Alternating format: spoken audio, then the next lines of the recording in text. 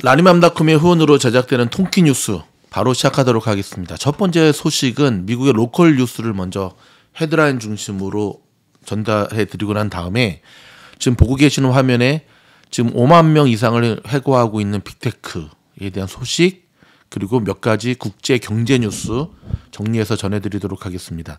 지금 미국은 특별히 제가 살고 있는 이쪽 남가주 쪽은 뉴스를 통해 들으셨겠지만 이 몬트레이 파크 쪽에 총기 난사 사건으로 인해서 정말 설 연휴 동안 다 뒤집어졌습니다.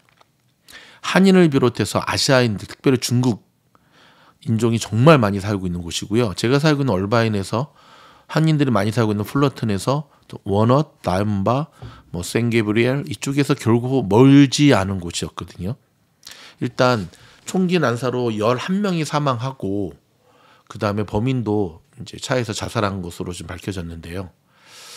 아시아계 증오 범죄의 타겟 사건은 올해에도 계속 이어지는 것 같습니다. 여러분, 특별히 여러분의 자녀들, 여러분들 조심하시는 게 최고의 것 같습니다. 정말 조심하시기 바랍니다. 조 바이든 대통령은 몬트레이 파크에서 발생한 총기 난사 사건과 관련해 희생자들을 기리는 의미로 이번 주 목요일까지 모든 공공 건물의 조기 개항을 지시했습니다. 이번 총기 난사 사건의 피해자들이 입원한 병원에 이들을 몰살하겠다는 협박 전화가 걸려왔던 것으로 알려졌습니다. 미국이 정말로 큰일 나죠. 몬트레이 파크에서 발생한 총기 난사의 여파가 가라앉기도 전에 어제는 또 루이지애나주의 나이트클럽에서 대학생들의 개학 파티 도중 대규모 총격 사건이 발생해 12명이 부상했습니다. 지금 여기 몬트레이 파크도 지금 여기가 댄스 교습소인가 그렇잖아요. 조심해야 됩니다. 자, 오늘부터 2022년 세금 보고가 시작이 되는데요. 텍스 리펀을 비롯해서 좀 더 일찍 받으시려면은 요즘은 서류 대신에 이파일링으로 많이 하잖아요. 자, 꼼꼼히 챙기시기 바랍니다. 특별히 은행 계좌 정확하게 기재하시고요. 백악관 비서실장이 2월에 론 클라인 현 실장에서 제프 자이언트 전 코비드 조정관으로 바뀔 것으로 알려졌습니다.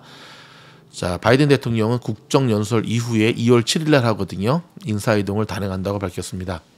바이든 대통령이 사저에서 세 번째로 기밀 문건이 또 발견됐습니다. 자, 미국인의 64%가 바이든 대통령이 기밀 문서를 부적절하게 취급했다는 여론조사가 나왔습니다.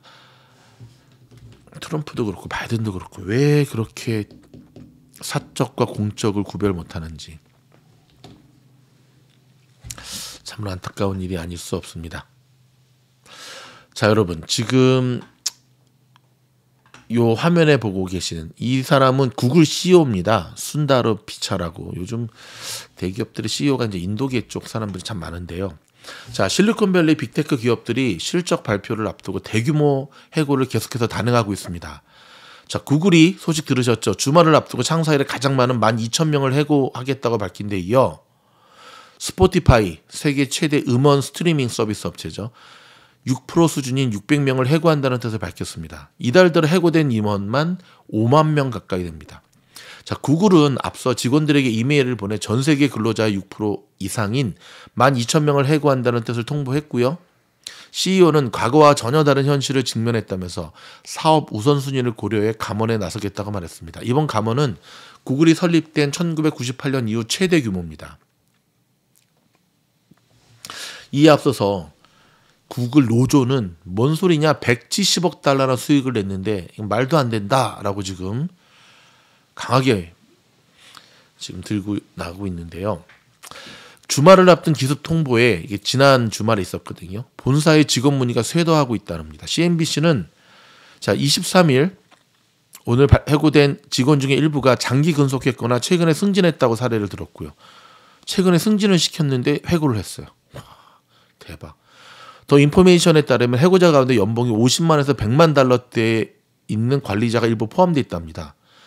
고용 웹사이트 인디드에 따르면 미국의 빅테크 기업의 관리자 평균 연봉은 약 16만 5천 달러, 한국 돈으로 약 2억 원 수준인 점을 고려할 때 성과 평가가 고점인 이들이 상당수 포함됐다는 분석이 나오고 있습니다. 경영진은 질의응답 자료집을 제공했지만 불만은 현재 굉장히 고조된 상태고요. 직원들이 불안해하는 가장 큰 이유는 구글 본사가 해외 직원을 포함해 해고하겠다고 밝혔지만 구체적으로 어떤 인원을 향후 어떻게 해고할지에 대한 지침이 없어서입니다. 즉 지금껏 해고 통보를 받은 직원은 브라우저인 크롬, 클라우드 사업부인 구글 클라우드, 스타트업 인큐베이터인 에어리어 120 등에 소속되어 있는 것으로 알려졌는데요. 블룸버그에 따르면 인공지능 프로그램 관련 인력이 이번 해고에 포함된 것으로 전해졌습니다. 이에 대해 CNBC는 내부 소식통을 통해 일부 고성과자들이 해고 대상에 포함되어 있다면서 높은 인지도의 긍정적인 평가를 받았지만 해고를 당해 동료들이 더욱 불안해하고 있다. 쉽게 말해서 아니 이렇게 최고의 실적을 낸 우리 회사에 없어서는 안 되는, 우리 부서에 없어서는 안 되는 저 사람도 해고를 당했어. 그러니까 그 밑에 있는 직원들이 얼마나 떨까요? 해고 통보를 받은 구글 직원들은 소셜미디어인 디스코드에 채널을 열고 대응 방안을 논의 중인 것으로 알려졌고요.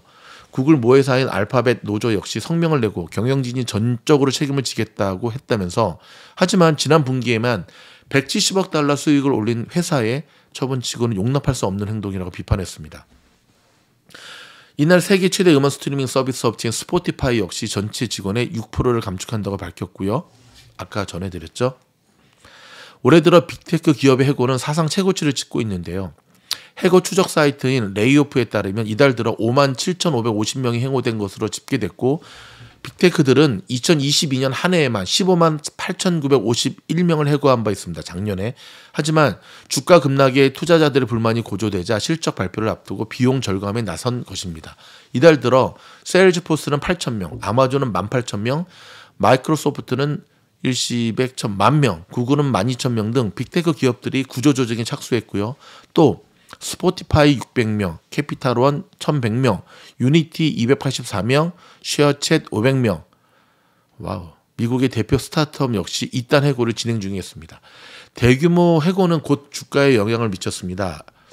이날 구글 주가는 1.81% 상승한 99.79달러의 장을 마감했고요. 스포티파이는 2.07 상승한 99.94달러를 기록했습니다.